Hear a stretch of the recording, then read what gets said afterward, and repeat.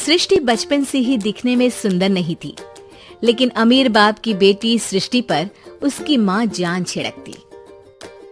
मेरी बेटी कितनी प्यारी है, भगवान सबको सृष्टि जैसी बेटी दे। सृष्टि धीरे धीरे बड़ी होती है। एक दिन सृष्टि की सहेली कहती है, तू दिखने में कितनी अजीब सी है, लेकिन मैं जानती हूँ हम सब में सबसे अच्छी शादी तो तेरी ही होगी। तेरे पापा अमीर जो है। और बता नहीं सकते यार, दहेज तो हर कोई देता है, ये क्या ज्यादा ले जाएगी अपने पति के लिए? अरे बड़े शहर में कोठी है इसके पापा की। अरे पापा की है ना, कौन सी इसकी है? इसकी होती तब तो कोई भी लड़का इससे शादी कर लेता। अरे पापा की मतलब पापा की है तो मेरी ही है ना? किसने कहा? अब तेरी तो तब होगी ना जब तेरा भाई ना हो। वैसे भी शादी के बाद सारी प्रॉपर्टी भाई के नाम होती है। सृष्टि समझ जाती है कि उसे किसी भी हालत में माँ बाप की सारी प्रॉपर्टी को अपने नाम करना है, लेकिन कैसे? एक दिन सृष्टि का भाई शीनू कहता है, बहन क्या कर रही है? तुझसे एक बात करनी है। अरे हाँ करना, मैं तो तेरी बहन हूँ। बहन मेरी लाइफ में ना एक लड़की है, बहुत अच्छी है। मैं सोच रहा हूँ माँ और पापा से बात करूँ शादी के लिए। सृष्टि को समझ में आ जाता है कि भाई की शादी होते ही भाभी उसे एक दिन भी घर में बर्दाश्त नहीं करेगी। क्या बात है भाई, बताना कौन है वो?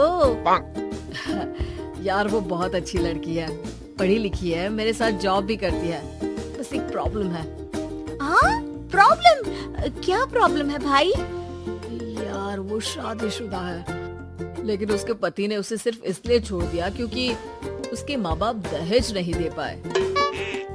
सृष्टि ये सुनकर न जाने क्यों खुश हो जाती है। अरे भाई तो क्या हुआ, लड़की तुझे तो पसंद है ना? शीनू को लगता है कि बहन उसे समझ रही है। वो इस बात से अनजान होता है कि उसकी बहन की मंशा पूरा घर हड़पने की है। सृष्टि अपनी माँ से कहती है, मम्मी मुझे तो बहुत चिंता है। पता है शीनू क्या कर रहा है? अरे क्या कर रहा है, वो तो काम पर जाता है और वापस घर आता है। नहीं ना माँ, वो यही तो नहीं कर रहा, बाकी सब कर रहा है। आपको पता है उससे प्यार है, और वो भी एक शादीशुदा लड़की से। ये क्या हो गया? मैं सोसाइटी में क्या मुंह दिखाऊंगी? अरे तेरे पापा तो यही कहेंगे कि मैंने ही उसे बिगाड़ दिया है। माँ देखो, मेरी बात मानो, पापा पर भी विश्वास करने की जरूरत नहीं है। अब आप ही बताओ, पापा इतनी देर घर के बाहर रहते हैं क्यों? बोलो। अरे बेटा वो तो नौकरी करते हैं ना। तू बहुत भोली है माँ। पापा का ऑफिस तो 7 बजे खत्म हो जाता है, लेकिन देखो कितनी देर से आते हैं। अरे नहीं बेटा, ऐसी कोई बात नहीं है। सृष्टि माँ को एक औरत से बात करते पिता की फोटो दिखाती है। देखो माँ कैसे हैं पापा। मैं ना कहती थी कि पापा सही नहीं है। मैं तेरे पापा से बात करूंगी, दे फोटो मुझे। ओ माँ, वो तो डिलीट हो गई। लेकिन चल, तूने तो देख लिया ना। पापा से बाद में बात कर लेना, और हाँ मेरा नाम बिल्कुल मत लेना। हाँ माँ।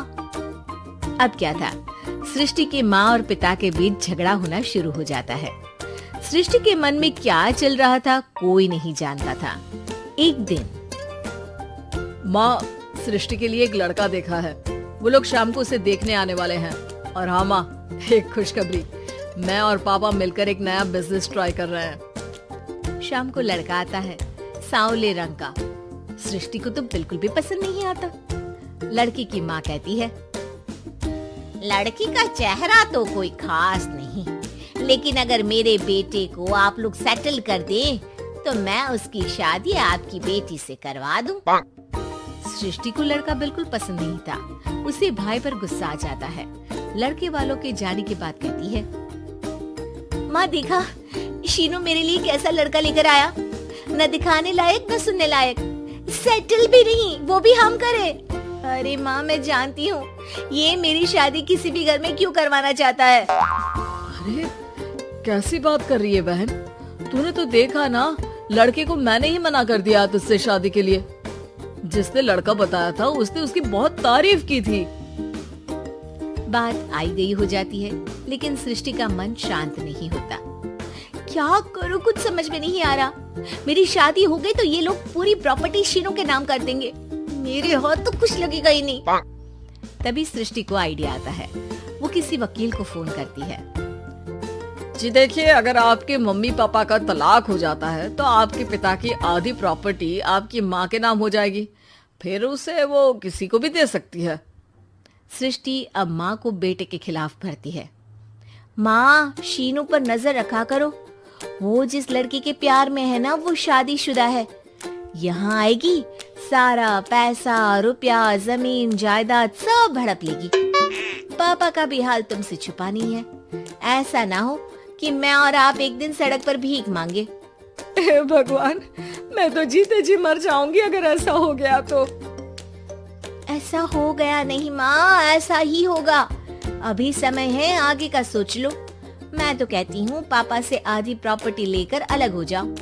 पापा की आधी प्रॉपर्टी भी हम लोगों को अगर मिल जाती है ना, तो अगले 7 जन्म सफल समझो।